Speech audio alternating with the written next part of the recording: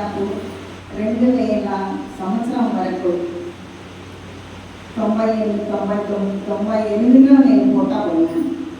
ఆ పోటా పోకముందు నేను మామూలుగా ఏదో పూజ పోవడం, గుడికి రావడం, ప్రార్థనలో పాల్గొనడం అంతవరకే. కానీ అసలు నిజంగా దేవుణ్ణి తెలుసుకోవాలని మాత్రం 98 నుండి నేను పోటా ఎప్పుడైతే పోయానో అక్కడ ఆ పోటాలో అసలు బైబుల్లో ఏముందో కూడా నాకు తెలియదు. ఆది కాండం ఎక్కడ ఉందో తెలియదు, నిర్గమకాండం ఏందో తెలియదు, లేఖలు తెలియదు, వార్తలు తెలియదు. చెప్తా ఉన్నారు. చిన్నప్పటి నుండి నేను కాన్వెంట్లో మధ్యమనంలో చదువుకున్నాను. నేను 12th క్లాస్ వరకు వాళ్ళు చెప్పిందే వింటూ ఉన్నాను. కానీ బైబుల్ తెరవడం కానీ దాంట్లో ఏముంది అనేది అర్థాన్ని మాత్రం నాకు తెలియదు. కాకపోతే నేను చదువుకునేటప్పుడు నాకు క్యాటగిజంలో ఎప్పుడు ఫస్ట్ క్లాస్ నుంచి ఇంతవరకు కూడా ఫస్ట్ ప్రైజ్. నేను చదువుకునేటప్పుడు కూడా వేరే గ్రామాలకు వెళ్ళి సిస్టర్లతోటి గ్రామాలకు వెళ్ళి జపాన్ నేర్పించాను. ఫాదర్ నన్ను తాటికొండ గ్రామానికి తీసుకుపోయారు. ఆ తాటికొండ గ్రామానికి నేను 1964లోనే నేను ఆ తాటికొండ గ్రామానికి పోయాను. ఆ తాటికొండ గ్రామంలోనే నేను జపాన్ నేర్పించిన వాళ్ళని.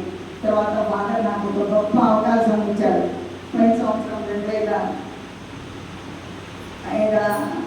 2024-25వ సంవత్సరంలో తాటికొండ గ్రామానికి తీసుకొని పోయి అక్కడ వాక్యం చెప్పే చిన్న ఒక బహుమానం లాగా నాకు ఇచ్చారు.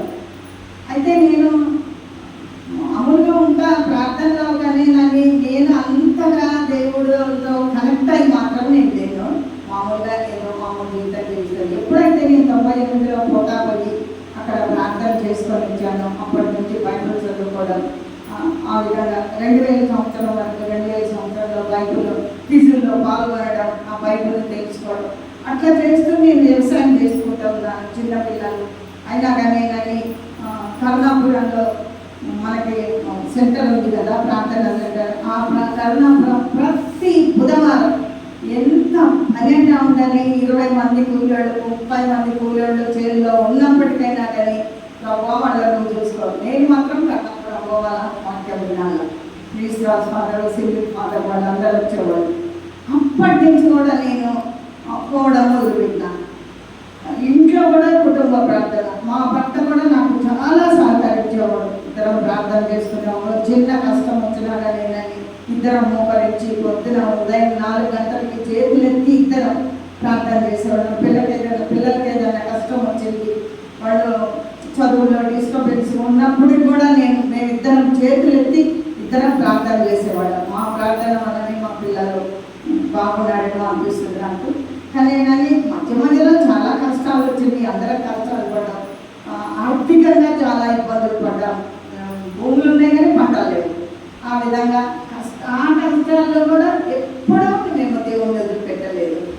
ఆ రోజు నుండి ఈ రోజు వరకు ఆ వాక్యాల్లో ఎదుగుతూ కమల్ ఫాదర్ వచ్చినప్పుడు ఆ ఫాదర్ మమ్మల్ని ఈ గ్రామాలకు ఇట్లా తీసుకొని పోయి ఇంకా వాక్యంలో ఎదగడం, ప్రార్థన ఎలా చేసుకోవాలా, ఆ వాక్యాన్ని ఎట్లా మనం అనునయించుకోవాలా, ఆ వాక్యంలో నుంచి మనం ఏం సారాంశం తీసుకుంటున్నాం. ఈరోజు ఫాదర్ గారు చెప్పారు, నాకు ఫాదర్ చెప్పినప్పుడు దుఃఖం వచ్చింది. అమ్మ మీరందరూ మంచుకుంటేనే నేను మోక్షానికి పోతాను అంటే, మనందరినీ ఫాదర్ పుణ్యాత్ములు చేస్తేనే మనతో పాటు ఫాదర్ కూడా స్వర్గానికి వస్తారు. అంటే ఒక కాపరికి ఉన్నంత ఫాదర్ ఆత్మదాహాన్ని చూసి నేను చాలా ఏం చెప్పాలి, నాకు అర్థం కావట్లేదు. ఆ వర్డ్ నాకు రావట్లేదు. దాన్ని మనం తీసుకోవాలా.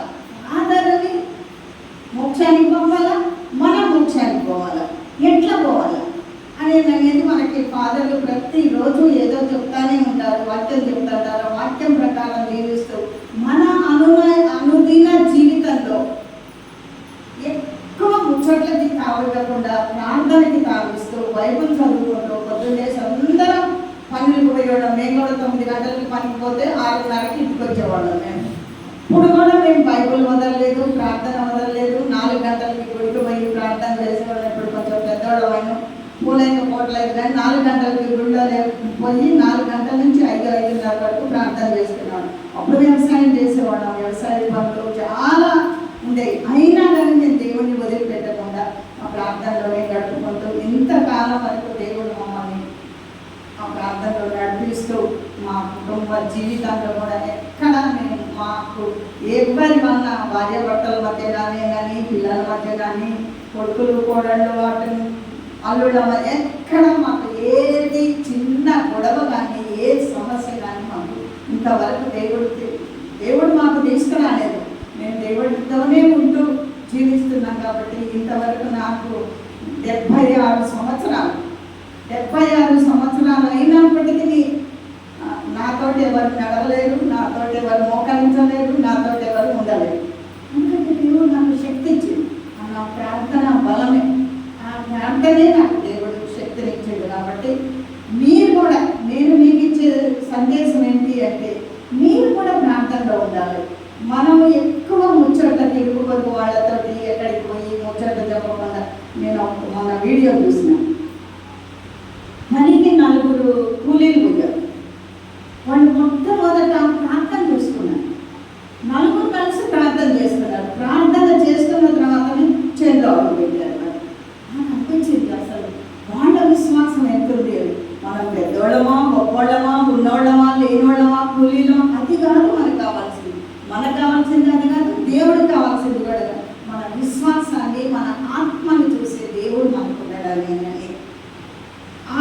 అది ఒక్కటి మనలో ఉంటే, ఆ విశ్వాసాన్ని మనలో మనం పెంపొందించుకుంటే, ఫాదర్ గారు చెప్పినట్టు ఫాదర్ని మోక్షానికి పంపుదాం, మనము మోక్షం